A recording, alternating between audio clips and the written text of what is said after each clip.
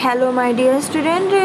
आज का टॉपिक है डिसीज़न मेकिंग यानी निर्णय लेना क्या होता है। जैसे कि आप समझ लो गृह प्रबंध है, तो आप समझ लो घर में ऐसी कोई सिचुएशन हो जाती है कि हमें निर्णय लेना होता है। और निर्णय कैसे, मानसिक तौर पे बहुत सोच विचार के करना होता है। तो निर्णय कैसी प्रक्रिया होगी, एक मानसिक प्रक्रिया होगी। निर्णय लेना कैसे, समझ लीजिए जैसे आपके घर में मेहमान आ रहे हैं, आपके घर के बड़े सदस्यों ने कहा है कि बेटा देख लो क्या बनाना है, तो आप सोचोगे, मैं वो बता देंगे ये बना लो वो बना लो। फिर आप अगर उस घर के हेड हो तो आप सोचोगे कि हाँ ये बनाना सही रहेगा और उससे मेहमान खुश हो जाएंगे। तो निर्णय आप पे थोप दिया गया है, आप पे कहा गया है कि आपको डिसीज़न लेना है कि क्या चीज़ बनेगी। तो इसी को क्या कहते हैं, निर्णय लेना। कोई भी लाइफ में हर किसी के ऐसा समय आता है जब इतनी सारी ऑप्शन होते हैं, उनमें से एक चीज़ का हमें चूज़ करना होता है। उसके लिए क्या करेंगे, मानसिक तौर पे सोचेंगे, विचारेंगे, बहुत सारे अपने प्लाट देखे, सब अच्छे लग रहे हैं, सब अच्छे लग रहे हैं, पर लेना तो एक ही मकान है ना। तो आप क्या करोगे, डिसीज़न लोगे, बहुत सोच समझ के मानसिक रूप से सोचोगे कि ये इसमें क्या अच्छा है, इसमें क्या अच्छा है, इसमें क्या बेनिफिट है। तो ये क्या हुआ, निर्णय लेना। तो इसमें कुछ ज़्यादा नहीं है। निर्णय लेना क्या है, एक नॉर्मल सी बात है। निर्णय प्रक्रिया गृह प्रबंधन के लिए बहुत जरूरी है। जब तक आप निर्णय नहीं ले पाओगे तो बेकार है। दैनिक जीवन में बहुत सारे गोल होते हैं, उद्देश्य होते हैं, इनकी पूर्ति और कार्यों के संपादन के लिए मनुष्य को कई डिसीजन लेने पड़ते हैं। मैंने आपको बताया है कि निर्णय लेने की मानसिक प्रक्रिया है जिसमें व्यक्ति किसी समस्या के समाधान हेतु उपलब्ध विकल्पों में जो सर्वाधिक उत्तम है, जो मकान देखे उसमें जो सबसे अच्छा लगा वही लोगे ना, तो वही जिसके लाभ हानि को सोच विचार के लेता है। निर्णय लेने की परिभाषा क्या है, तो देखिए ग्रास और कैडल ने दी है। निर्णय लेना अथवा विकल्प चुनाव कार्य के विभिन्न विकल्पों में से किसी एक विकल्प को चुनना या किसी विकल्प को ना चुनने की प्रक्रिया है। निकल और डार्सी ने कहा है कि समस्या को परिभाषित करना, खोजना, तुलना करना, कार्य विधि का चुनाव करना निर्णय प्रक्रिया के तथ्यों से क्या होता है, तथ्यों से संबंधित है। रॉबर्ट टेनिनबम के अनुसार क्या है, मानव व्यवहार अचेतन व चेतन प्रक्रियाओं का परिणाम है। जब प्रक्रियाएं चेतन होती तब निर्णय लेने की प्रक्रिया संपन्न होती है। वेबस्टर के अनुसार निर्णय विचार करने के उपरांत किया गया एक निश्चय अथवा प्राप्त परिणाम है। लेकिन निर्णय प्रक्रिया का महत्व क्या है, प्रबंधन प्रक्रिया को सुचारू से चलाने के लिए निर्णय प्रक्रिया अनिवार्य है। निर्णय लेने को प्रबंधन प्रक्रिया के हृदय के रूप में माना जाता है। गृह प्रबंधक द्वारा लिए गए निर्णय पारिवारिक जीवन की दिशा निर्धारित करते हैं, साथ ही पारिवारिक जीवन की गुणवत्ता को प्रभावित करते हैं। निर्णयों के आधार पर परिवार वर्तमान समस्या का समाधान प्राप्त करते हैं और परिवार द्वारा लिए गए निर्णय उसके भविष्य को प्रभावित करते हैं। भाई जो भी आप निर्णय लोगे उसके आपका भविष्य प्रभावित होगा। देखिए निर्णय लेने के कौन कौन से कारक प्रभावित करते हैं, पूर्व अनुभव। अगर भूतकाल में हमारे द्वारा लिए गए निर्णय भविष्य में लिए जाने निर्णयों को प्रभावित करते हैं। अगर भूतकाल में कोई भी निर्णय लेते हो जो भविष्य उसका प्रभावित होगा। यह प्रायः देखा जाता है कि अमुक स्थिति में यदि किसी निर्णय प्रक्रिया के उपरांत पॉजिटिव अच्छे परिणाम प्राप्त हुए हैं तो व्यक्ति उसी स्थिति विशेष में पुनः वही निर्णय लेने को क्या करता है, दोहराता है। पूर्व अनुभव द्वारा पूर्व धारणा है, पूर्व आग्रह। जो पूर्व धारणाएं हैं हम जो प्रत्यक्ष रूप से देखते हैं, हम सीख स्वीकार कर लेते हैं। कुछ चीज़ें हैं, कुछ धारणाएं हैं पूर्व रूप से हम उसको मानते आ रहे हैं, तो उसी के बेस पे हम निर्णय ले लेते हैं। निर्णय कर्ता की बौद्धिक क्षमता, जो निर्णय ले रहा है उसकी बौद्धिक क्षमता भी बहुत प्रभावित होती है। मानव की बुद्धि, उसके विचार, सोच निर्णय का स्रोत है। प्रत्येक मनुष्य की बौद्धिक क्षमता एक दूसरे से डिफरेंट होती है। समान मानव बुद्धि की अपनी सीमाएं होती हैं। समस्या के समाधान हेतु उपलब्ध सभी विकल्पों का तुलनात्मक अध्ययन करना मानव मस्तिष्क के लिए क्या होता है, कठिन होता है। देखिए निर्णयकर्ता की आयु, शोध द्वारा सिद्ध हुआ है कि व्यक्ति की आयु उसके द्वारा लिए गए निर्णयों को महत्वपूर्ण रूप से प्रभावित करती है। विभिन्न आयु वर्गों द्वारा लिए जाने वाले निर्णयों के प्रकार में भी क्या देखा गया, अंतर देखा गया है। जैसे पौल व्यक्ति अपने निर्णय लेने की क्षमता पर अधिक विश्वास करते हैं और वे स्वयं द्वारा लिए गए निर्णयों को उचित मानते हैं। मूल्य, हमारे मूल्य क्या हैं। देखिए हमारे कुछ मूल्य होते हैं कि हमें, कुछ लोग का मूल्य होता है कि कुछ भी हम सच्ची बोलेंगे, कुछ लोग कुछ होते हैं कि नहीं सिचुएशन के अकॉर्डिंग हम झूठ सच बोल लेंगे। तो ये क्या मूल्य हैं।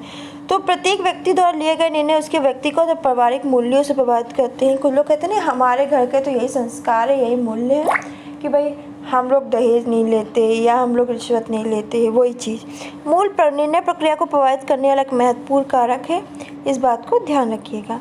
समस्या के संदर्भ में ज्ञान और विदित सूचनाएं, जो भी समस्या है उसके संबंध में जो भी ज्ञान मिल रहा है, जो भी सूचनाएं मिल रही है, उसके आधार पर हम क्या करेंगे, निर्णय लेंगे। देखिए, एक उत्तम निर्णय तभी लिया जाता है जब समस्या अथवा स्थिति विशेष के संदर्भ में समुचित ज्ञान हो, हमें सूचना हो, नोटिस हो कि ये सिचुएशन है, तभी हम अच्छा निर्णय ले सकेंगे। ज्ञान और सूचनाओं के अभाव में लिए गए निर्णयों के परिणाम अपेक्षाओं से न्यून और विपरीत हो सकते हैं। पारिवारिक जीवन में बच्चों के भविष्य को दृष्टिगत रखते हुए शिक्षा क्षेत्र के चुनाव में अभिभावक संबंधित क्षेत्र के विषय में ज्ञान सूचनाएं एकत्रित करते ताकि उनके द्वारा निर्णय परिणाम बच्चों के भविष्य के लिए उपयोगी हों। पारिवारिक साधन, देखिए पारिवारिक साधन भी हमारे निर्णय प्रक्रिया को प्रभावित करते हैं। प्रत्येक परिवार के साधनों की मात्रा भिन्न भिन्न होती है। कुछ परिवारों में अधिक खुशहाल और शिक्षित व्यक्ति होते हैं, कुछ परिवारों में हष्ट-पुष्ट स्वस्थ व्यक्ति होते हैं।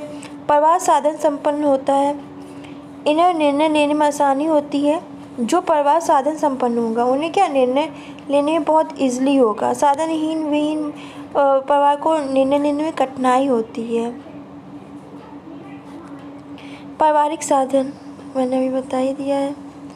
पारिवारिक विशेषता, देखिए पारिवारिक विशेषता जैसे परिवार का आकार है, परिवार का जीवन चक्र की अवस्था, परिवार का सामाजिक स्थिति स्तर, धर्म, संस्कृति, ग्रामीण शहरी परिवेश जैसे परिवार की विशेषता निर्णय को प्रभावित करती हैं। हमारा धर्म क्या है, संस्कृति क्या, हम ग्रामीण इलाके से कि शहरी इलाके से, ये भी हमारे निर्णय लेने की प्रक्रिया को प्रभावित करती हैं। जैसे आप ये समझ लो कि अगर आप शहर में रहते हो, एक खुली सोच में रहते हो, तो लव मैरिज करोगे तो शायद पेरेंट्स मान जाएं। गाँव में किसी दूसरी धर्म जाति से आप करोगे लव मैरिज तो एक्सेप्ट कम करेंगे। तो वही चीज़ें कह रहे हैं। पारिवारिक लक्ष्य, कोई भी निर्णय परिवार द्वारा इच्छित लक्ष्यों और उद्देश्यों पर निर्भर करता है। जैसे परिवार में बच्चों की उत्तम शिक्षा को महत्वपूर्ण लक्ष्य माना जाता है। जो परिवारजन अन्य कार्यों की अपेक्षा बच्चों की शिक्षा पर अधिक ध्यान देंगे, इस दिशा में समय व अन्य साधनों को व्यय करेंगे। पारिवारिक स्तर किसी भी कार्य की गुणवत्ता हेतु स्तर निर्धारित करता है। इसी प्रकार परिवार भी स्वयं के लिए स्तर निर्धारित करता है। यदि चयनित विकल्प के कारण परिवार के स्तर प्रभावित होते हैं अथवा निर्धारित स्तर से परिणाम निम्न गुणवत्ता के प्राप्त होते हैं, तो यही स्थिति परिवार के लिए असंतोषजनक हो जाएगी। जोखिम, प्रत्येक निर्णय के साथ कुछ जोखिम भी होता है। हम निर्णय तो ले लेते हैं कि मकान पसंद है, ले तो लिया, पर जोखिम होता है मैंने ये चूज़ किया सही है कि नहीं। निर्णय के चरण क्या होते हैं, देखिए निर्णय के स्टेप क्या होते हैं, बहुत जरूरी होता है। किसी भी परिवार की जो भी दैनिक आवश्यकताओं को विशिष्ट उद्देश्य की पूर्ति हेतु गृह प्रबंधक को समय समय पे निर्णय लेने पड़ते हैं। क्या होता है कि फैमिली की कुछ दैनिक आवश्यकता होती है, रोज़मर्रा की आवश्यकता होती है, कुछ विशिष्ट आवश्यकताएं होती हैं और उद्देश्य होते हैं। उनकी पूर्ति के लिए गृह प्रबंधक को क्या होते हैं, टाइम टू टाइम कुछ डिसीजन लेने होते हैं। जब कभी परिवार के सम्मुख कोई समस्या आ जाएगी, कोई प्रॉब्लम आ जाती है, तो चुनाव की स्थिति होती है, तब एक विकल्प या मार्ग के संदर्भ में क्या करना पड़ता है, निर्णय लेना पड़ता है। और परिस्थितियों में परिवर्तन होने पर निर्णय लेने की आवश्यकता उत्पन्न होती है। अगर परिस्थितियाँ चेंज होती हैं तो निर्णय लेने की हमें क्या होती है, अचानक से ज़रूरत होती है। निर्णय लेना क्या है, मानसिक प्रक्रिया, कुछ भी होगा आप दिमाग से सोचोगे तभी तो निर्णय लोगे। ऐसा तो नहीं कि बिना सोचे समझे आप निर्णय ले लोगे, जिसके अंतर्गत व्यक्ति समस्या के निदान हेतु उपलब्ध विभिन्न विकल्पों के विषय में जानकारी प्राप्त करता है, उपलब्ध विकल्पों की तुलना करता है और सर्वाधिक उत्तम विकल्प है उसको चुनाव करता है। देखिए ग्रास और कैडल के अनुसार निर्णय के चरण क्या है निर्णय प्रक्रिया के, तो इस बात को ध्यान रखिएगा। ग्रास और कैडल ने जो चरण बताए हैं, सबसे पहले उन्होंने बताया समस्या को परिभाषित करना। हमारी समस्या क्या है, पहले तो उसको परिभाषित करो, उसको बताओ कि समस्या क्या है। फिर क्या करेंगे, अब समस्या पता चल गई तो वैकल्पिक हलों की खोज करना। अब समस्या में पता चल गई तो हम उसके जो विकल्प हैं, जो समस्या को समाधान करने में मदद कर सकते हैं, उन विकल्पों की खोज करेंगे कि ये ऑप्शन सही है। जैसे कि मकान नहीं है, किराए पे रहते हैं, अब क्या विकल्प ढूंढेंगे कि मतलब कि ऐसा कर सकते हैं। और जो विकल्प है उनके सारे विकल्प में उनके संदर्भ में हम क्या करेंगे, विचार करेंगे, देखेंगे ये विकल्प सही है, इसमें क्या हानि है क्या लाभ है। तो विकल्पों के संदर्भ में विचार करेंगे क्या हानि है क्या लाभ है, इससे हमें क्या बेनिफिट मिलेगा, इससे हमें क्या लॉस हो जाएगा, हमें क्या दिक्कत आ जाएगी, ये सब करेंगे। उसके बाद क्या होगा, एक विकल्प का चयन करेंगे। आपको जैसे पेपर में होता है ना कि एक क्वेश्चन होता है और आपको 1 2 3 4 ऑप्शन होते हैं, इनमें से आपको क्या एक चयन करना होता है। बिल्कुल जैसे पेपर की तरह है वैसे भी ये निर्णय लेने वाला है कि आपको एक क्वेश्चन दे दी गया, यानी हमारी समस्या होगी, उसके हमें ऑप्शन दे दिए गए, विकल्प दे दिए गए। इन विकल्पों में हम खोज रहे हैं विकल्प। फिर विकल्पों के संदर्भ में ऑप्शन 1 सही है कि 2 है, सारे संदर्भों में मैंने विचार किया। उसके बाद क्या किया, मैंने एक विकल्प चुना जो मुझे लगा कि हाँ ये ऑप्शन सही हो सकता है, और एक निर्णय के उत्तरदायित्व को स्वीकार कर लिया। और मैंने सोच लिया कि हाँ ये जो विकल्प चुना यही मेरा सही आंसर और यही करेक्ट है। तो समझ गए, ये इतना है इसके चरण। और ग्रास और कैडर ने जो चरण बताए हैं इम्पॉर्टेंट है स्टूडेंट। ग्रास और कैडर के अनुसार निर्णय की प्रक्रिया के निम्नलिखित चरण बताएं। समस्या को परिभाषित करना, जो विकल्प है हलों की खोज करना, विकल्पों के संदर्भ में विचार करना, एक विकल्प का चयन करना। एक आपका जो विकल्प होता है, ऑप्शन होता है, उसका हमें क्या करना चाहिए, चयन करना चाहिए। एक निर्णय के उत्तरदायित्व को स्वीकार करना, और जो एक निर्णय होता है उसका जो उत्तरदायित्व होता है हमें उस क्या करना चाहिए, उसको स्वीकार करना चाहिए। तो आपका निर्णय क्या है, मेरे ख्याल से इसमें कन्फ्यूज़न नहीं होनी चाहिए। निर्णय देखिए ये होता है कि कोई भी समस्या है उस पर आप मानसिक रूप से विचार करते हो, विमर्श करते हो, सोचते हो, विचारते हो, तब एक डिसीज़न लेते हो। मैंने बोला अगर 4 मकान देखने गए, आपको मकान खरीदना है, तो चारों में आप देखोगे कि लाइट पानी वगैरह सही है, चोरी वोरी तो नहीं होती, सब कुछ सही है। तब आप सोचोगे कहाँ से मुझे सही पड़ेगा, स्कूल कहाँ से है, दुकान कहाँ से है, स्कूल वगैरह पास कहाँ से पढ़ेंगे, तो वहाँ से आप वो ढूंढोगे, बेनिफिट वाला एक मकान चयन करोगे जो आपको बेनिफिट देगा, जो आपके लिए अच्छा होगा, आपके लिए अच्छा होगा, आपकी फैमिली के लिए अच्छा होगा, सबके लिए अच्छा होगा। और इसमें निर्णय प्रक्रिया में आपकी जो परिभाषा है ये इम्पॉर्टेंट है, तो इनको नोट कर लेना बेटा। और महत्व मैंने बता ही दिया है। इस कारक कौन है, पूर्व अनुभव। जो हमारे पूर्व अनुभव होते हैं वो काम आते हैं कि हमें कोई डिसीजन लिया हो, जैसे हमारे दादी परदादी के सामने या दादा के सामने या हमारे घर के कोई सदस्य, उनके सामने कोई सिचुएशन आई हो, हमें एक्सपीरियंस है। जैसे क्या होता है, बहनें होती हैं जो शादी हो जाती है तो पता होता है कि भाई जैसे एक बहन का बच्चा हो गया तो पता है कि हाँ डायपर इस ऑनलाइन ऐसे मंगा सकते हैं, क्या क्या उन्होंने प्रॉब्लम फेस की, तो दूसरी बहन को उस बारे में पता चल जाता है। और जो इकलौते होते हैं जिनकी पहली शादी, तो उनको इतना अनुभव नहीं होता है, फैमिली वालों को भी नहीं और उनको भी नहीं। तो वही है कि पूर्व अनुभव, पूर्व धारणाएँ, जो हमारी धारणाएँ बनी हुई हैं कि भाई हमें, जैसे कि कुछ धारणाएँ हैं कुछ लोग की, जो मूल्य होते हैं, धारणाएँ होती हैं कि नहीं हमें अपनी कास्ट में ही शादी करनी है, तो उसी हिसाब से वो निर्णय लेते हैं।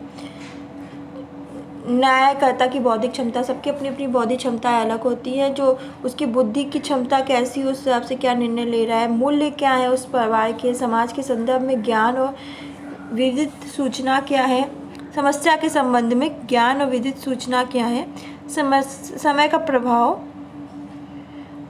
कैसा समय चल रहा है। जैसे कि पहले ज़माने में लव मैरिज बहुत कम होती थी, आजकल तो बहुत होती है, वही समझ लीजिए पारिवारिक साधन हो गए आपके। तो यही है इसके कारक, ये पारिवारिक विशेषताएँ, पारिवारिक लक्ष्य, पारिवारिक स्तर, जोखिम, और सबसे इम्पोर्टेंट है चरण। अभी तो मैंने चरण आपको ऐसे ही बता दिए हैं, ज़्यादा डिटेल में नहीं बताएं। कल हम लोग चरण से स्टार्ट करेंगे और डिटेल में पढ़ेंगे चरण को, तो ये इम्पॉर्टेंट है। कल मैं एक एक चरण को एक्सप्लेन करूँगी, और कल शैलियाँ भी पढ़ेंगे निर्णय की, और प्रकार भी पढ़ेंगे।